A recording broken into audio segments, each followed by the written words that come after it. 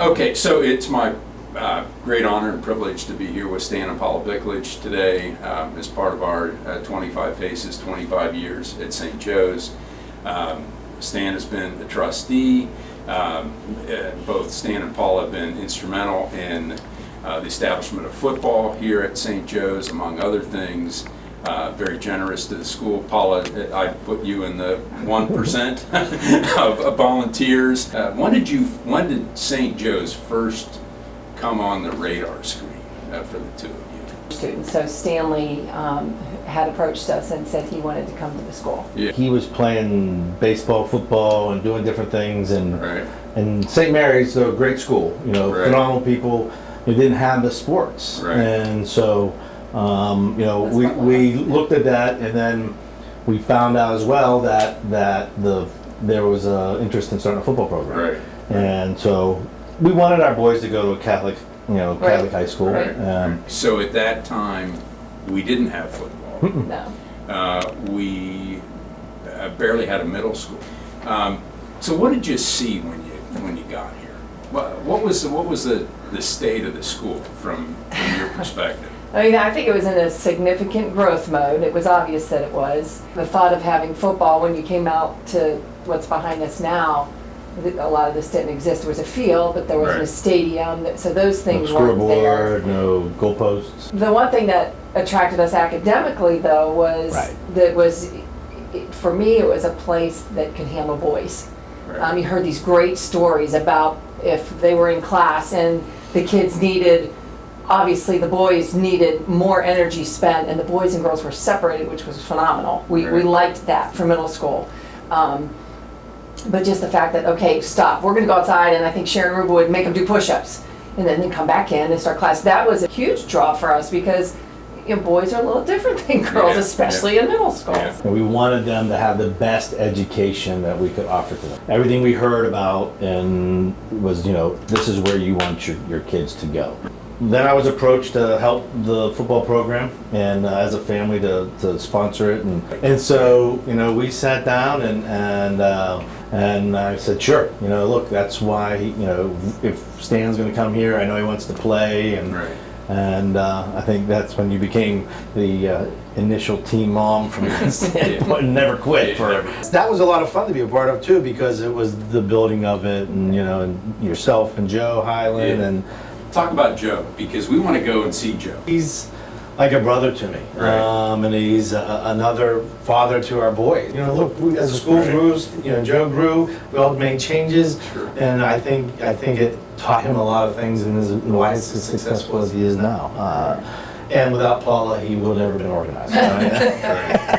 He brought a great sense of brotherhood to those boys. Yeah. And that team, the dynamics, not everyone was Catholic, not everyone had the same backgrounds. And just his strength as a leader in that regard, it just was incredible to see those boys grow. To this day, those boys still come to our house. Right. They're with each other. They sit on our back porch and they talk about role models Right. at this school Right. and with Joe and how, boy, we can't wait to be dads like them.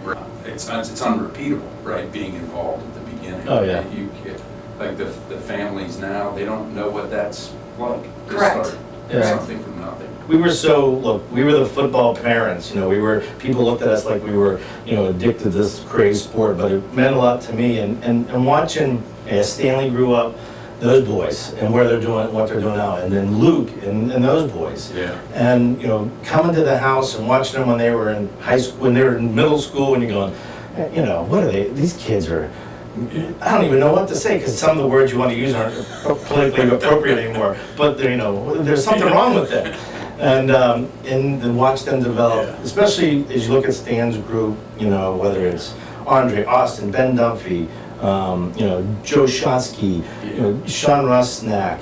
You look at all these kids and what they're doing, and Yeah, what are they doing now? well, you got Andre playing at Wofford, probably the starting fullback there. Austin, working at he's going to Clemson working. Yeah. Ben, at the Naval Academy. Stanley, he's an All-American candidate, captain of the football team. Yeah, he's my son, no problem. Going to one of the top schools in the country. working in New York, doing deals. I'm like, and he's 21. Joe Shonsky working, going to Furman. Yeah, Sean playing football at Furman. Getting ready for law school. Exactly. And you look, and when you meet them, they hug you. I get texts from like Andre during football season, and going through their struggles, and that affected us because those boys are like sons to us. And then you had Luke coming up behind him with a group of young men, a different type of young men, Right. more different sports, Yeah. and who we hung around with. What this school gave them, I think, is family, and that's important. It gave us family. It gave us 70 sons. Yeah. Margaret Moon was my message for us, at least to me, for us to give to this school, which is, I hope, we've impacted kids and families. I probably just get just as upset talking about her. Right. And I can remember when we had lunch, and That's right. I Out of California Dreaming, or it yeah, was one of them. no, as a California dream, keep that sticks in my head and changed my life forever. Right. When she told us that story about her kneeling Yeah. and saying, So "Is I this said, it?" yeah. And then I said, I wish that I would have some kind of. I always thought, wouldn't it be great to have that? That was mine. Yeah. That was my message. Right. Right. That was me kneeling, but I was having a Caesar salad and talking to you guys. Yeah. So, that's a good segue to something else I wanted to talk about, right? Your names are all over this campus, right? You've been very generous to the school. We're sitting in a building that wouldn't be here entirely if it weren't for your family. And now I can't imagine it without it, just like I can't imagine the school without football, right? The middle school, right? This is the other thing. I think the middle school addition that we did, would that have happened without your involvement? You fund the need at the gala. You're always the first to give because it's going to go to tuition assistance. Why do you do it? Okay, you can. I think for me, the reason why I do anything here, whether it's volunteering or whether it's, and the financial piece is a big piece. There was a point in our lives where we had this opportunity when Margaret Ann, had asked us, and we searched our souls, and I know in my heart I thought, it's the kids. If I can do something to help a child come to a school that they never would have had a chance to come to, experience real high school life, which includes theater, sports, football, all of that. If I can make that difference for somebody other than my own kids, that's a good thing. And I should do that as much as I can. We've been blessed. I've been blessed professionally, and we actually live in this town kind of to keep ourselves a little low-key and Right. not where our corporate headquarters is and what we built. Because you live anywhere. Yeah, Yeah. and we love this place. We love, we came to South Carolina. Took over a company here that was broken, and Yeah, state. and that's how we funded football when we fixed it and sold it. And That's how. yeah, and I said, yeah, absolutely. I was thinking about that this morning, and I think, when asked to I felt, I don't know, I don't know how to say it, is that, as Paula said, it was the right thing to do, and look, we didn't do it to have our names on the building. Right. On this building, it's my mom and dad. Yeah. And they believed in family, Catholic education, they loved football, they, Right. Central Catholic. Exactly, yeah, exactly. Yeah. And, so it was about them being proud of where our family came from and doing the right things. Right. And, Right. look, I can be a pain in the neck, and everyone knows that, and you know that more than anyone.